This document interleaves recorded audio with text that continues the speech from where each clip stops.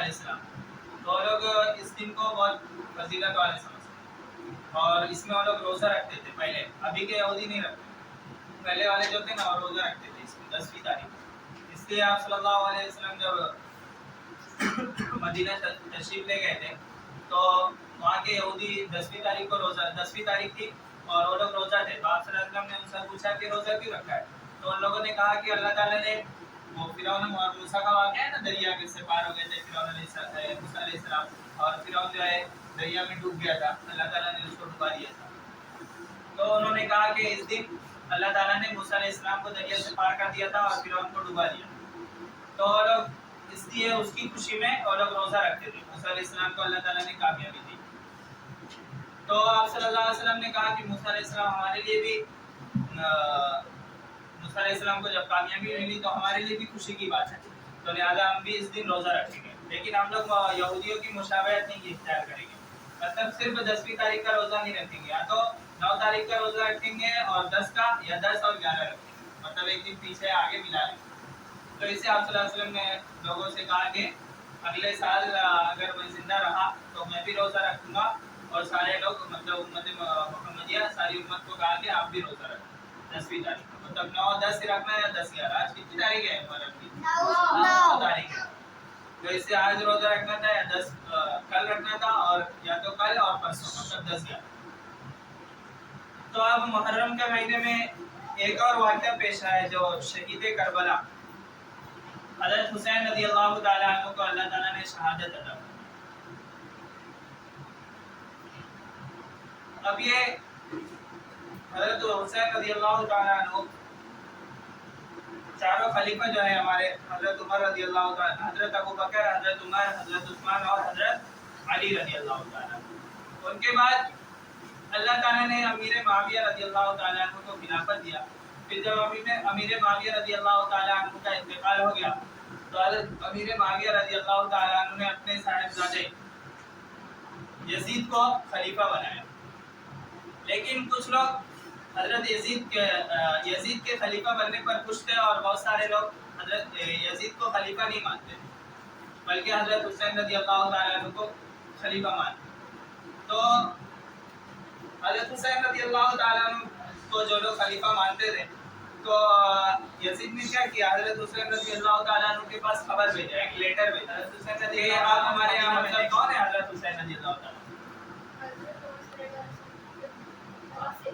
اور کس کے بیٹے؟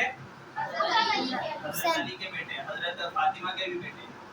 فاطمہ رضی اللہ تعالیٰ عنہ آپ صلی اللہ علیہ وسلم کی بیٹی ہے نا, تو حضرت حسین رضی اللہ تعالیٰ عنہ فاطمہ رضی اللہ تعالیٰ عنہ کے بیٹے, تو کس کے نواسے ہوئے؟ آپ صلی اللہ علیہ وسلم. تو حضرت حسین رضی اللہ تعالیٰ عنہ کے پاس اس نے خط بھیجا کہ آپ کوفہ تشریف لائیے, ہم آپ کے ہاتھ پر بیعت کریں گے. تو حضرت حسین رضی اللہ تعالیٰ عنہ تیاری کیے سفر کرنے کے لیے. کوفہ مدینہ سے کافی دور ہے. مدینہ سے نکلے 72 لوگ تھے, وہ لوگ 72 قافلہ پورا نکلا, بال بچے اور سب بھائی وغیرہ بہت سارے لوگ تھے حضرت حسین رضی اللہ تعالیٰ عنہ کے ساتھ. پورا قافلہ جو ہے روانہ ہوا. لیکن کچھ لوگوں نے جو حضرت حسین رضی اللہ تعالیٰ عنہ کو مانتے تھے ان لوگوں نے منع کیا حضرت حسین رضی اللہ تعالیٰ عنہ سفر کرنے سے. ان لوگوں نے کہا کہ آپ سفر مت کیجیے کیونکہ حالات جو ہے نا صحیح نہیں لگ رہے. ان لوگ کچھ آپ کے ساتھ دھوکہ کرنا چاہ رہے ہیں. کون؟ یزید.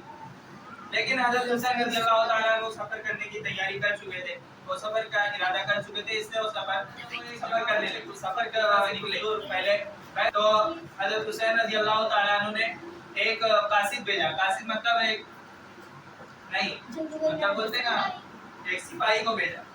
ان کا نام تھا مسلم ابن عقیل. ان کو بھیجا کہ جا کر دیکھیے کوفہ کا حال کیا ہے. ہم لوگ جب تک یہاں پر بیٹھتے ہیں آرام کرتے ہیں, اب دیکھ کر آئیے کوفہ کا حال کیا ہے, ماحول کیسا ہے وہاں. تو ہو گئے, تشریف لے گئے. تو ان کو خبر ملی کسی وجہ سے کہ مسلم ابن عقیل کو لوگوں نے بہت مطلب ان کی بہت خاطر تواضع کی, مطلب ان کی مہمان نوازی کی, اور لوگوں نے ان کا بہت شکریہ ادا کیا, ویلکم کیا, خوش آمدید کا. تو ایک خبر پہنچی. لیکن پھر ایک دن کے بعد خبر یہ پہنچی کہ مسلم ابن عقیل کو قتل کر دیا ہے لوگوں نے. تو حضرت حسین رضی اللہ تعالیٰ عنہ نے دوسرے کو قاصد کو بھیجا, دوسرے سپاہی کو بھیجا ان کے پاس، پھر کوفہ بھیجا، وہ بھی آئے، پھر لوگ یزید نے ان کو بھی قتل کروا دیا۔ پھر حضرت حسین رضی اللہ تعالیٰ عنہ نے سارے قافلے کو لے کر روانہ ہوئے پھر سے وہاں سے کوفہ کے لیے۔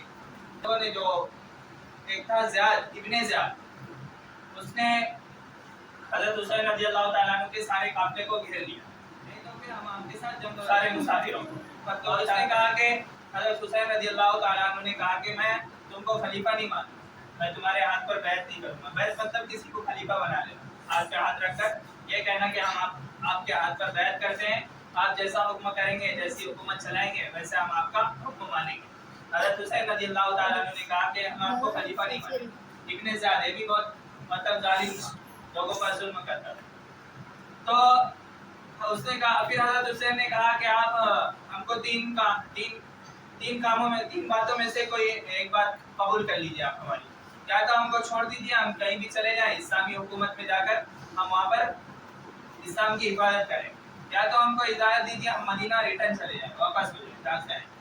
اور تیسری بات، یا تو ہم کو یزید سے ملاقات کرنے دیجیے، یزید سے بات کرنے دیجیے۔ اس وقت وہاں کا کوفہ کا جو بادشاہ تھا نا یزید، جو حضرت معاویہ رضی اللہ تعالیٰ عنہ کا بیٹا یزید، تو انہوں نے تینوں میں سے ایک بات کو قبول کیا۔ کون سی؟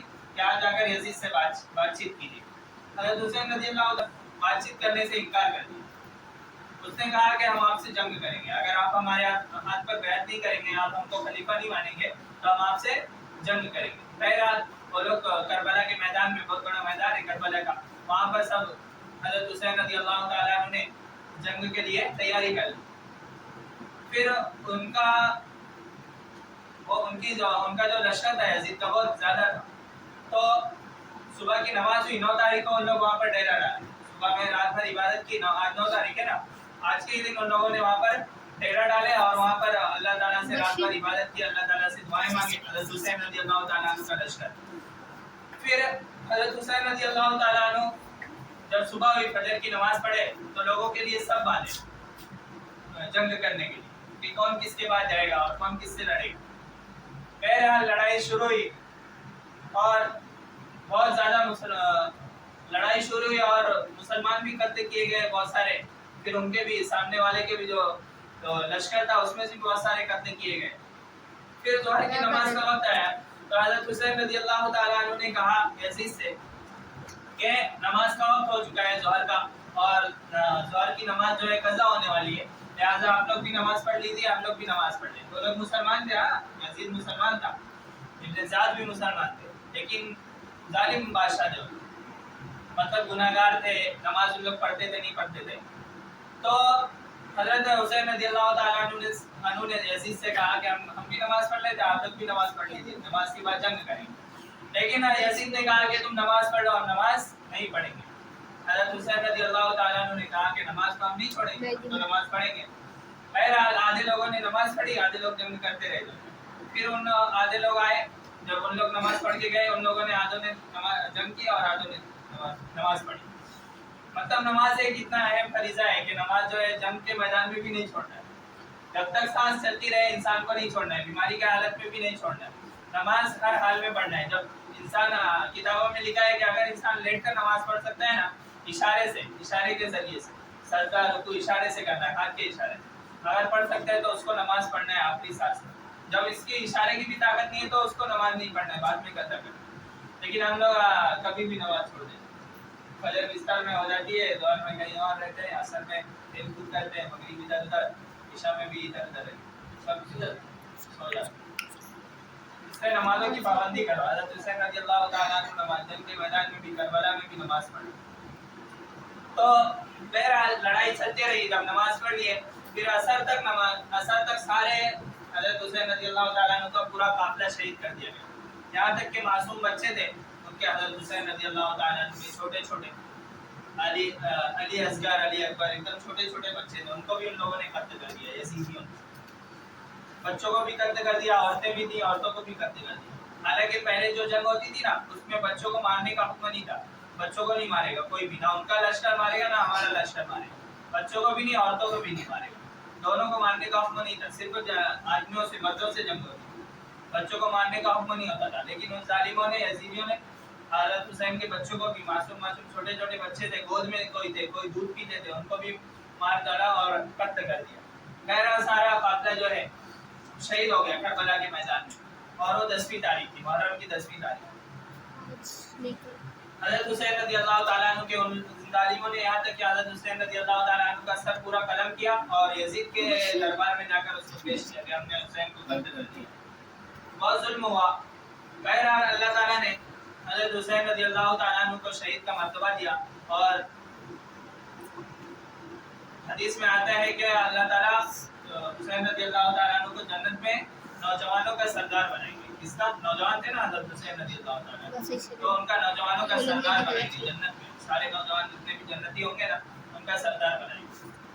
سب لوگ جتنے بھی شہید ہوئے سب کو اللہ تعالیٰ جنت عطا، وہ ڈائریکٹ جنت میں جائے گا. اس کو اللہ تعالیٰ حساب کتاب نہیں لیں گے دنیا میں کیا کیا کیا نہیں کیا، اس سے پوچھ گچھ نہیں ہوگی، پوچھ تاچھ نہیں ہوگی، ڈائریکٹ اللہ تعالیٰ اس کو جنت عطا. اب رہی یہ بات کہ 10ویں تاریخ کو جو ہے شیعہ ایک فرقہ ہے جو اپنے آپ کو مسلمان کہتا ہے لیکن وہ مسلمان ہے نہیں. سمجھے؟